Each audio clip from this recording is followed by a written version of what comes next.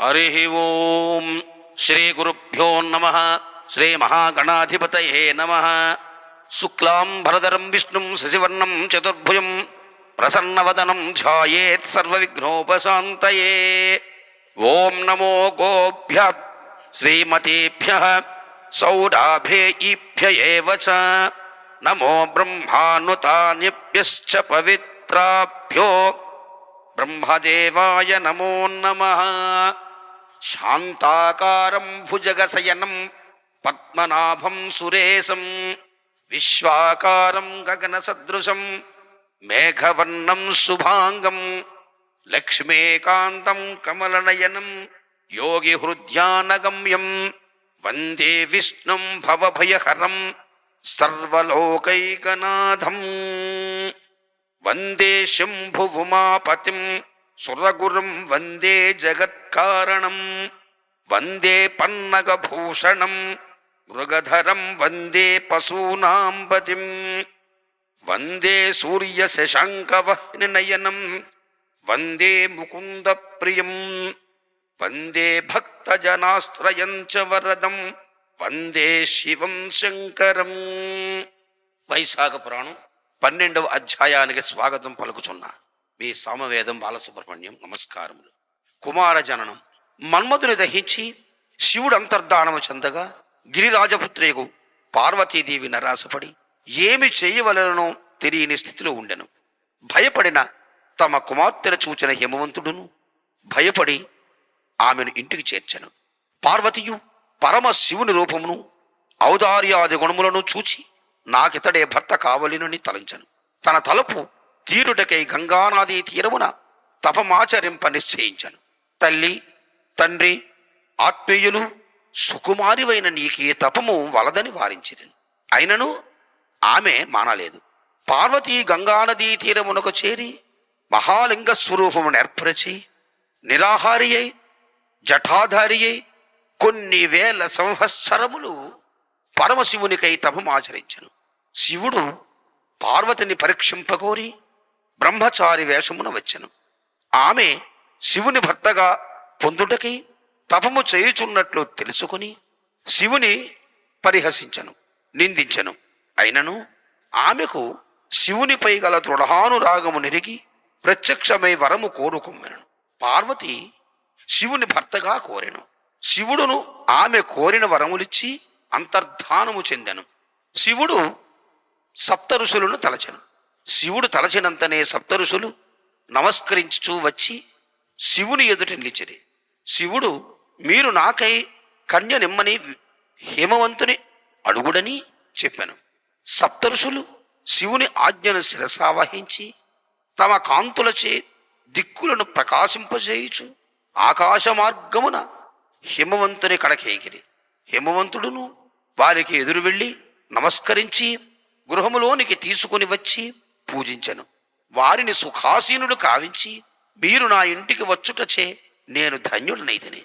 మీ వంటి తపోధనుడు నా ఇంటికి వచ్చుట నా తప పుణ్యఫలము, పుణ్య ప్రయోజనము కల మహాత్ములకు మీరు నా వలన కాదగిన కార్యమును ఆజ్ఞాపించుడని ప్రార్థించను. అప్పుడు సప్తఋషులు నీవు మాట్లాడిన మాటలు యుక్తములై ఉన్నవి. మా రాకడకు గల కారణమును వినుము. దక్ష ప్రజాపతి అయిన సతీదేవి యజ్ఞశాలలో శరీరత్యాగము చేసి నీ కుమార్తె పార్వతిగా జన్మించినది. ఆమెకు తగిన వరుడు పరమశివుడు తప్ప వేరెవరునూ ముల్లోకముల యందునూ లేరు. ఆమె ఆనందమును కోరు. నీవామెను పరమశివునికిచ్చి వివాహము చేయవలను.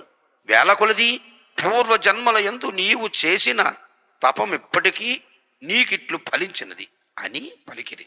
హిమవంతుడు సప్తఋషులు మాటలు విని నా కుమార్తె నారచీరలను కట్టి గంగా తీరమున శివుని భర్తగా కోరి తపమాచరించుచున్నది. పరమేశ్వరుని వివాహమాడుట ఆమెకు మాకు ఇష్టమే. నేను నా కుమార్తెను మహాత్ముడకు త్రినేత్రునకిచ్చి తిని మీరు పరమేశ్వరుని వద్దకు పోయి హిమవంతునిచే కుమార్తెకు పార్వతిని నీకు ఇయ్యబడినదని చెప్పుడు. ఈ వివాహము మీరే నిర్వహింపుడు అని వినయముగా పరమానందముతో పలికెను. సప్త ఋషులను హిమవంతుని మాటలు విని శివుని వద్దకు వెళ్ళిరి. శివునకు హిమవంతుని మాటలు చెప్పిరి. లక్ష్మీదేవి మున్నగు దేవకాంతలను, విష్ణువు మున్నగు దేవతలు, సన్మాతలు, మునులు అందరూ శివపార్వతుల కళ్యాణ మహోత్సవమునకు చూడవచ్చిరి. శివుడును సర్వదేవతాగణములు, మునులు, సన్మాతలు పరివేష్టించి ఉండగా వృషభ వాహనారూఢుడై వేదఘోషతో భేరీ మృదంగ ప్రభృతి వాద్య నినాదములతో బంధు మిత్ర పరివారములతో హిమవంతుని పట్టణము చేరెను. హిమవంతుడు శుభగ్రహ నిర్ణీతమగు శుభలగ్నమున పార్వతిని శివునికిచ్చి వివాహము కావించను. వారి వివాహము ముల్లోకములకు మహోత్సవమయ్యను. వివాహమైన తరువాత శంకరుడు పార్వతీతో కలిసి లోక ధర్మానుసారముగా సుఖించుచుండెను. పగలు సర్వ సంపత్సన్నమగు హిమవంతుని ఇంటను, రాత్రుల యందు నస్థీరముల యందును, పుష్పఫల సమృద్ధిగా వనముల యందును, మనోహరములకు పర్వతాసీముల యందును శివపార్వతులు స్వేచ్ఛానురా విహారములతో సుఖించుచుండెరి. ఈ విధముగా కొన్ని వేల సంవత్సరములు గడిచినవి. ఇంద్రుని శాసనమును అనుసరించి ఆ కాలమున సంయోగం ఏర్పడిన గర్భము మరల సంయోగము స్రవించెడిది. అందుచే శివుని కలయిక వలన పార్వతీదేవికి ఏర్పడిన గర్భము శివపార్వతుల పునఃసమాగమునచే పోయేడిది. ఈ విధముగా గర్భస్రావము జరుగుచుండెను. పార్వతీ గర్భము నిలుచుటలేదు.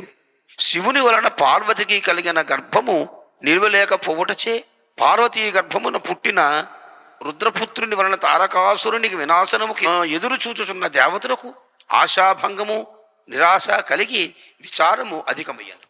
వారందరూ ఒకచోట కలుసుకుని పరమేశ్వరుడు నిత్యము రథాసక్తుడయ్యున్నాడు, అందువలన గర్భము నిలుచుటలేదు, కావున శివునకు పార్వతితో మరల కలయిక లేకుండానట్లు చేయవలను.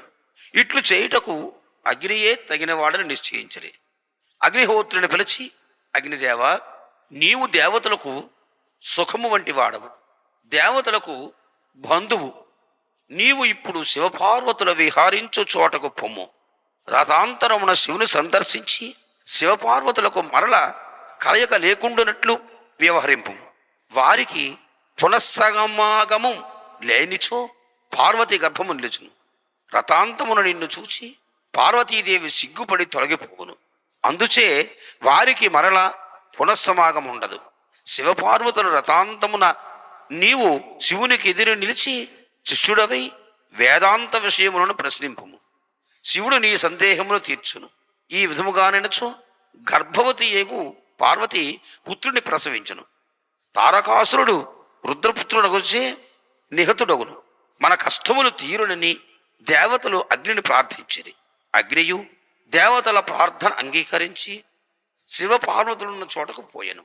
శివపార్వతులు సంగమమున శివుని వీర్యము విముక్తము కాకుండగానే అగ్ని శివపార్వతుల వద్దకు ప్రత్యక్షమయ్యను. వస్త్రవిహీనయన్న పార్వతి అగ్ని రాకడను గమనించి సిగ్గుపడి బాధపడుచు చాటునకు పోయాను. శివుడు పార్వతి తన దగ్గరుండి దూరముగా వెళ్ళుచే అందుకు కారణముకు అగ్నిపై కోపించి, మా సంగమునకు నిరాటంకము చేసితివి, వీర్యపతనమునకు స్థానము కాదని పార్వతి ఇట లేకుండుటకు నీవే కారణము. నా ఈ వీర్యము నీవే భరింపుమని పతోన్మోఖమైన తన వీర్యమును అగ్ని అందించాను. అగ్నియు దుర్భరమగు వీర్యమును భరింపలేక బాధపడుచు ఇట్లో దేవతల వద్దకు పోయి జరిగిన దానిని వారికి చెప్పాను.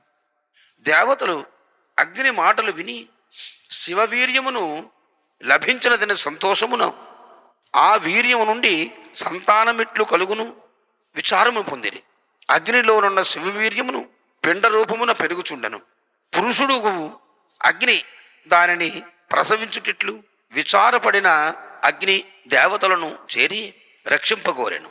దేవతలు విచారించి అగ్నితో కలిసి గంగాన వద్దకు పోయి ఆమెను బహువిధములుగా స్తుతించిరి. నీవు మా అందరికీ తల్లివి, అన్ని జగములకు అధిపతివి.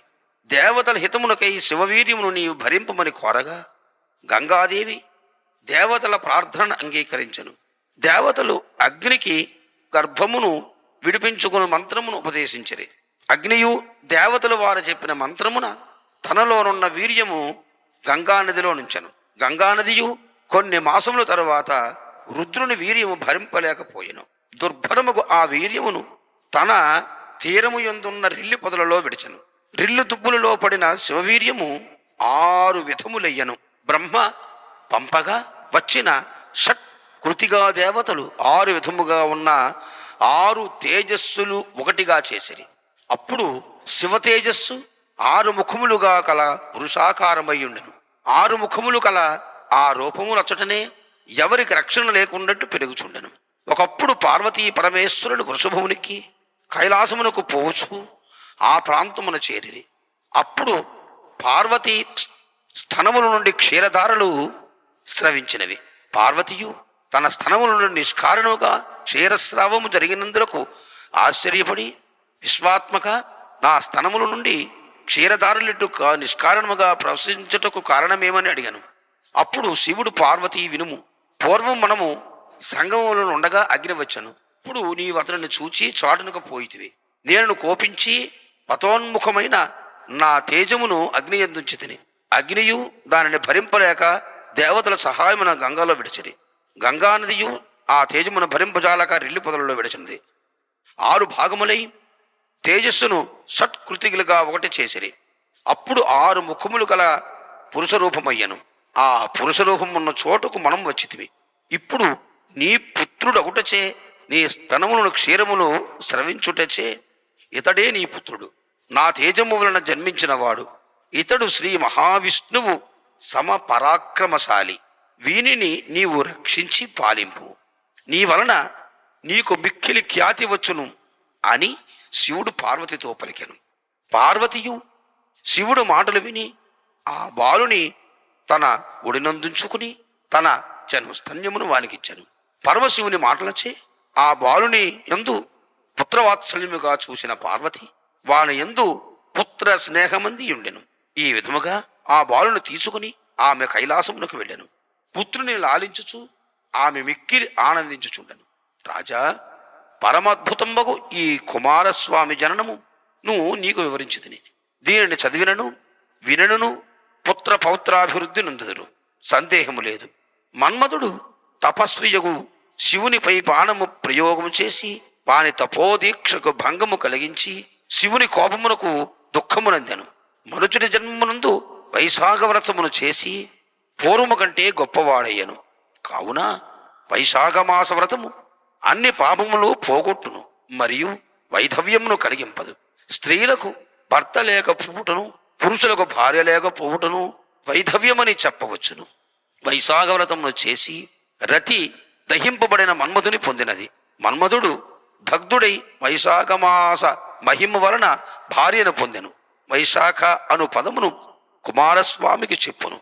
వైశాఖ వ్రతము విశాఖ జననము శ్రవణము పుణ్యప్రదము. శివునికి కోపాగ్ని గురి అయ్యను. మన్మధుడు అనంగుడైనను ఏ వైశాఖ వ్రత మహము వలన సర్వోన్నతుడు సర్వోత్తముడు భార్యా ద్వితీయుడయ్యను. ఆ వైశాఖ వ్రతము ఆచరింపని వారికి, వైశాఖ స్నానము చేయని వారికి, దానము చేయని వారికి, వారెన్ని ధర్మములు ఆచరించినను కష్ట పరంపరలను అనుభవింతురు. ఏ ధర్మములను ఆచరింపని వారైనను వైశాఖ వ్రతం ఆచరించినచో వారికి అన్ని ధర్మములను ఆచరించినంత పుణ్యము కలుగును. తథాస్తు. స్వస్తి. స్వస్తి ప్రజాభ్యః పరిపాలయంతాం న్యాయేన మార్గేణ మహీమహీషా. గోబ్రాహ్మణేభ్యః శుభమస్తు నిత్యం. సమస్తా లోకా సుఖినో భవంతు. సర్వే జనా సుఖినో భవంతు. తథాస్తు.